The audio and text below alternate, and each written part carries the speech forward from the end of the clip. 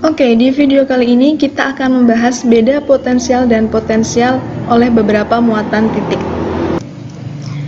Oke, sebelumnya silahkan baca materi atau melihat video yang terkait dengan potensial mutlak ya, potensial listrik mutlak sebelum melihat video ini. Oke, kalau sudah, nah sekarang kita bahas langsung pertama untuk beda potensial terlebih dahulu. Perhatikan gambar berikut ini. Oke, kita punya suatu muatan sumber positif Q gitu ya. Kemudian ada muatan uji yang awalnya itu berada di titik A, kemudian dipindahkan ke titik B. Jadi muatan ujinya itu berpindah dari titik A ke B. Nah, kemudian kalau ditanyakan beda potensial atau di sini delta V dari titik A menuju titik B itu berapa? Oke, nah yang namanya beda potensial ya, berarti di sini kita cari selisih untuk potensial di titik A dan B. Jadi delta V itu tinggal dikurangi VB dikurangi VA. Jadi selisih potensial di titik B dikurangi dengan potensial di titik A. Nah, VB itu apa? VB berarti di sini K dikali Q per RB. Karena di sini muatan sumbernya itu kan tetap sama. Jadi muatannya itu ya satu, muatan plus Q ini.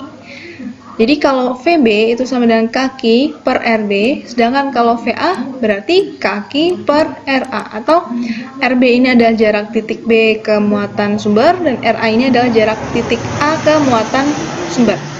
Nah, karena K dan Q-nya ini sama, bisa kita keluarkan kaki dikali 1 per RB dikurangi 1 per RA. Jadi untuk mencari beda potensial atau delta V, tinggal kita pakai rumus ini. Jadi kalau mencari delta V, rumusnya seperti ini. Oke. Nah, sekarang kita lanjutkan untuk potensial beberapa muatan titik. Nah, ini tadi kalau muatan sumbernya ini satu. Nah, kalau misalnya kita punya suatu titik, ini anggaplah titik P gitu ya. Nah, di sekitar titik P itu ada banyak muatan. Ada muatan beda-beda gitu ya muatannya. Ada muatan plus Q1, kemudian ada plus Q2, min Q3, kemudian plus Q4, ada min Q5, dan seterusnya. Nah, maka V totalnya ini kira-kira berapa? Nah, yang perlu kita tahu bahwa V atau potensial listrik ini adalah besaran skalar. Jadi V ini adalah besaran skalar. Nah, kalau besaran skalar itu apa? Artinya, besaran potensial listrik ini hanya memiliki besar atau hanya memiliki nilai, tapi arahnya ini tidak ada gitu ya. Nah, selain itu V ini adalah besaran yang gayut jarak, jadi hanya bergantung pada jarak saja. Jadi ini bergantung pada jarak. Oke. Nah, kalau besaran skalar, maka dalam perhitungan plus minusnya itu harus ditulis. Jadi V totalnya tinggal dijumlahkan V1 plus V2 plus V3 dan seterusnya. Oke. Nah, V1 itu apa? V1 berarti K dikali Q1 per R1 ditambah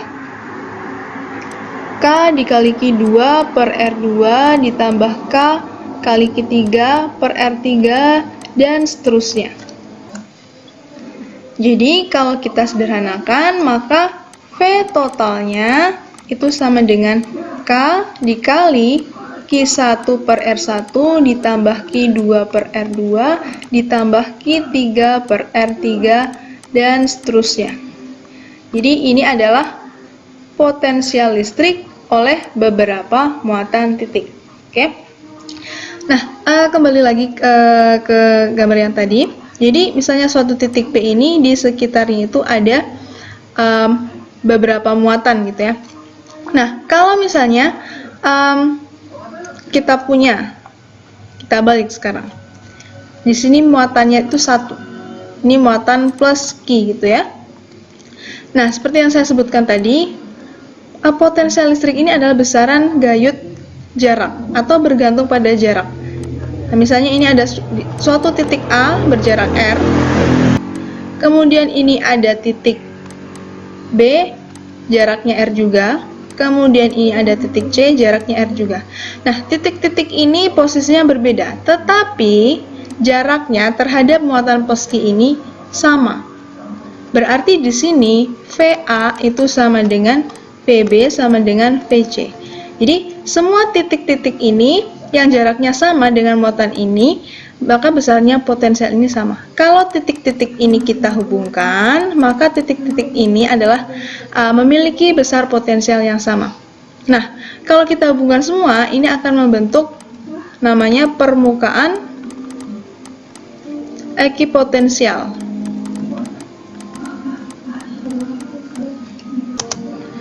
Nah, permukaan ekipotensial itu adalah daerah di sekitar muatan listrik yang memiliki besar potensial listrik yang sama. Oke? Nah, itu tadi terkait dengan beda potensial dan potensial beberapa muatan titik.